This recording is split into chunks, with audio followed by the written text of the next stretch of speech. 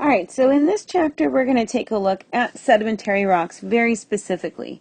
So again, we're bypassing the other two rocks and we're going to concentrate on the information that we see in our sedimentary rocks. Now, what's important is this chapter, out of all the review chapters, is by far going to contain the most information that you're going to use for the rest of the semester. So definitely be sure that you pay attention to the information provided in this lecture.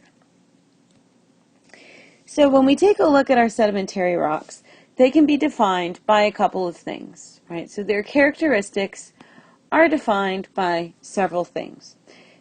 And what we're going to do in this chapter is honestly just take a look at these 7 things.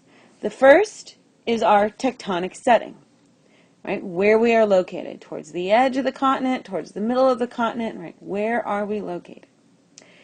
Number 2, where the rocks are coming from, right? Where the rocks are physically derived from. Number 3, the method of transport, right? Water can transport sediment, but wind can also, right? If you've ever been outside on a very windy and dry day, you've probably gotten sediment in your eye, right? You've gotten dust in your eye. Number 4, processes in the depositional environment. Depositional environment is going to be where our sediment physically comes to rest. Number 5, the climate, right? The wetter the climate, the more our sediment's going to erode. Number 6, lithification. We talked a little bit about this in chapter 4. We're going to talk more about this in this chapter. And then number 7, the ever obligatory time, right? The length of time it takes. So we're going to take a look at each one of these 7 things in this chapter and see how they play into the different kinds of sedimentary rock. So first, let's take a look at tectonic setting, right? And again, that's where we are physically located on the continent. So we can really break down our tectonic setting into several locations.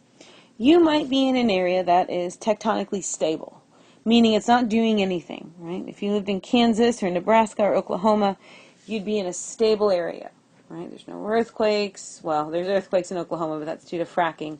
But it's tectonically stable. You could be in an area that's subsiding, which that word should be familiar because that's what we're doing, right? Louisiana is subsiding. You could also be in an area that's rising very gently, or you can be in an area that's rising very actively, that's producing mountains, right? Like the Himalayas. Now, we have to realize areas that have been uplifted, right? Well, they're now exposed more than they were before, so that means they're going to erode faster. So they produce a lot of sediment and a lot of coarse-grained sediment. Areas that are subsiding, that are sinking, right, like us, well, we are creating a bowl. Sediment is going to get caught in that bowl. So we need to talk about the environment of deposition. So the environment of deposition is literally just where the sediment is coming to rest, right?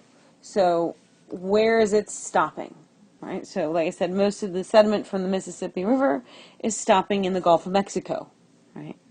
Now we can divide our depositional environments into 2 groups, extrabasinal or intrabasinal. Intrabasinal, well, that forms in a basin, right? So for example, New Orleans is its own little basin. The Gulf of Mexico is its own little basin. Extrabasinal, well, this is where it occurs outside of the basin, right? So that's pretty simple. So, in order to understand where these things are located in our different depositional environments, we need to get a little bit of continental anatomy under our hands.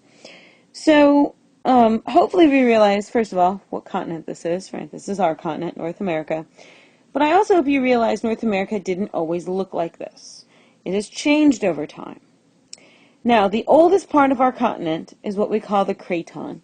So the craton for us is all of this material. And yes, I realize I highlighted Greenland, because Greenland was actually once attached right in here. Maybe you can kind of see how this coastline matches up over here. So everything that I outlined there in black, right, let me kind of shade this in here, this is all the craton. This is the oldest part of our continent. So if you want to know what North America looked like when it first formed, there you go. Everything there in black. Now, within that If my craton is exposed at the surface, meaning, right, I could go have a picnic lunch on it, that's what we call the shield. So the shield here is everything I'm highlighting in red, right? This is my old material that I can physically go see. If my old material is buried, meaning it's underneath, say, sediment, this is what we call the platform. So everything I'm outlining here in blue, this is the platform. So that old craton is there, it's just buried underneath everything else. Now you might notice we also have these areas called orogenic belts, everything here in green. These are our areas of mountain building. Okay, so that was once the edges of our continents, and that's where we get mountains. Now, if we look at the edges of our continents, we can define our marine environments. So the edges of all continents looks the same. We have our continental shelf, right, which if you were here, right, on the beach, right, and you wanted to go swimming, you would walk out onto the continental shelf. The continental shelf is pretty flat. It grades out, but it's a very shallow grade. This is the part of the continent that is heavily influenced by where sea level is, right? We do know that sea level changes over time. So as that sea level rises and lowers, right, this is where it's going to either rise or lower. If you were to continue to walk out on the continental shelf, you would hit the drop-off, right here, where everything starts getting a lot steeper. That's what we call the continental slope. Okay, so the continental slope here is where we're grading out from the continent out to the deep ocean. It has a pretty steep incline. Sediment does not get deposited there, but we're going to see what it does here in a few minutes. Now, what's really important about this and is not mentioned in textbooks for some reason, the true edge of the continent is right here, right at the base of the continental slope. Right? So that's where the true edge of the continent is. Now, after we cross that boundary, you are out on the ocean. And this is what we call the abyssal plain. This is the big flat part of the ocean. Now, as I mentioned, right, material does not get deposited on the continental slope.